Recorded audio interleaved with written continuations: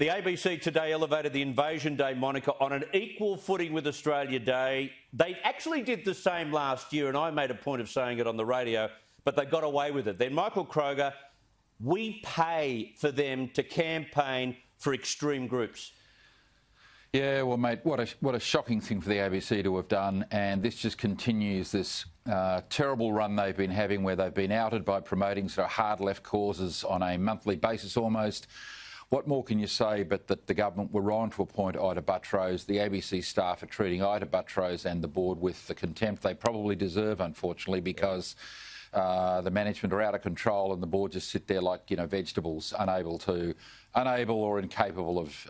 anything and incapable of doing anything. And Ita was a bad appointment and, she should have gone months and months ago. And if you've made the mistake, you make a decision about whether you're going to defend it or you take it down. They did both, Michael Costa. They defended it for about 6 hours and then they took it down. Yeah, look, this is shambolic. But, look, I've got to say the minister's role in this is problematic as well. I mean, he should have been on top of this right from the beginning rather than making comments about editorial independence. Look, this wasn't an opinion piece. This is what people have got to understand. This was an information piece about events in relation to an important national holiday. And to elevate, a political campaign to the same level is just extraordinary.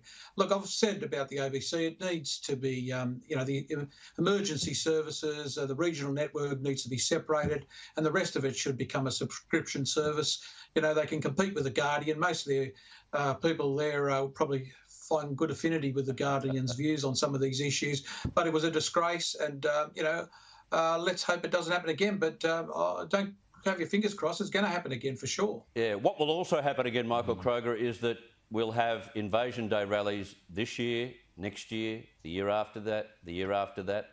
How do we not cope with it, but how do we view what goes on every year? I know it becomes tiresome and I know it's a misrepresentation of the context of the time, but boy, oh boy, they're determined to keep at it and at the same time refuse to acknowledge the priorities of getting their remote communities right. Well, that's right. You never hear these people talk about, Indigenous disadvantage and alcoholism and domestic violence. That's what they should be concentrating on. But look at it this way. We can't celebrate the date on which a Aboriginal community, our Indigenous Australians, first came to Australia because we don't know what that date was.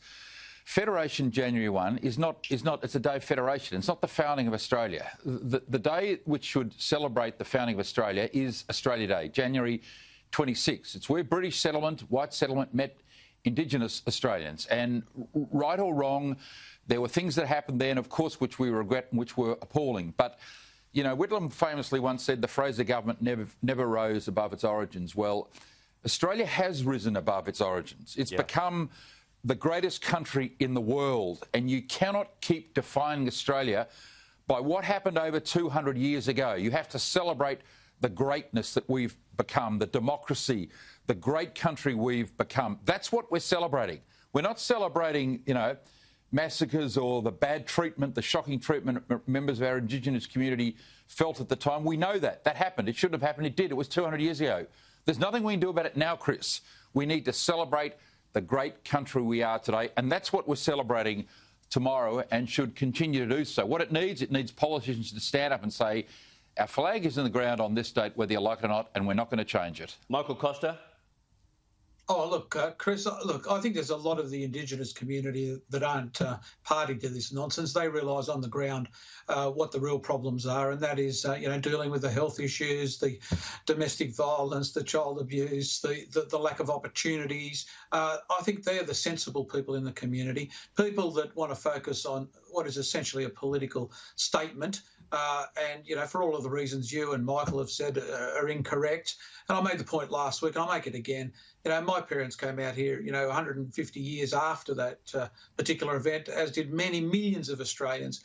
And really, they have no idea of what this is all about. They understand the Indigenous problems and they want a solution, but they really can't relate to any of this nonsense.